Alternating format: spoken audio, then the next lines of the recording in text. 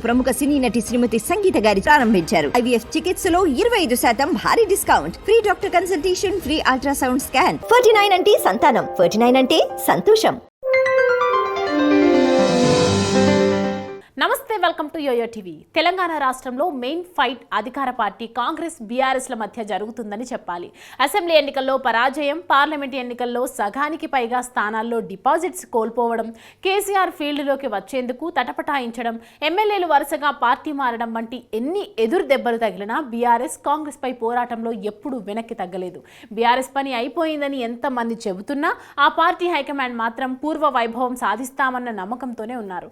క్యాడర్కు ధైర్యం కల్పిస్తున్నారు. అయితే భవిష్యత్తు తమదేనని, బీఆర్ఎస్ పని అయిపోయిందని అనుకుంటున్న బీజేపీ మాత్రం కాంగ్రెస్ ప్రభుత్వంపై పోరాటంలో పెద్దగా కనిపించడం లేదు. కాంగ్రెస్ ప్రభుత్వంపై రకరకాల కారణాలతో బీఆర్ఎస్ విరుచుకుపడుతోంది.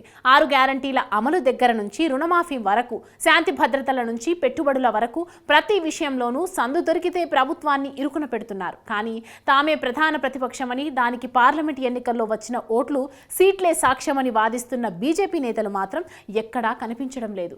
ఎప్పుడో ఓసారి ప్రెస్ మీట్ పెడతారు. ఆ ప్రెస్ మీట్ పెట్టారన్న సంగతి కూడా చాలా మందికి తెలియదు. రోడ్డు ఎక్కి పోరాడిన సందర్భాలు కూడా లేవు. ఉన్నా ఎవరు పట్టించుకోవడం లేదు. ఇలా పోరాటాల విషయంలో బీజేపీ వెనుకబడిపోవడం ఆ పార్టీ క్యాడర్ కూడా ఆశ్చర్యపోతుంది.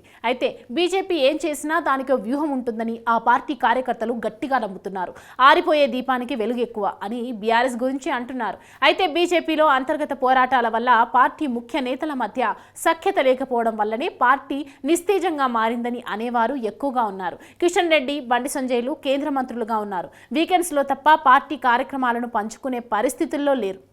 ఈటల రాజేందర్ చొరవ తీసుకుని బాధ్యత తీసుకుంటే చాలా మంది సన్నాయి నొక్కులు నొక్కుతున్నారు. స్వయంగా బిఎల్ సంతోష్ వచ్చి పరిస్థితుల్ని చక్కదిద్దేందుకు ప్రయత్నించారు.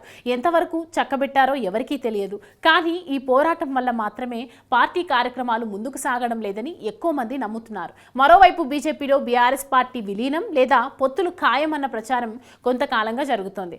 అందులో ఎంత నిజముందో ఆ రెండు పార్టీల ముఖ్య నేతలకే తెలియాలి. కానీ ఆ ప్రచారం మాత్రం గట్టిగా సాగాలని వారు కోరుకుంటున్నారు.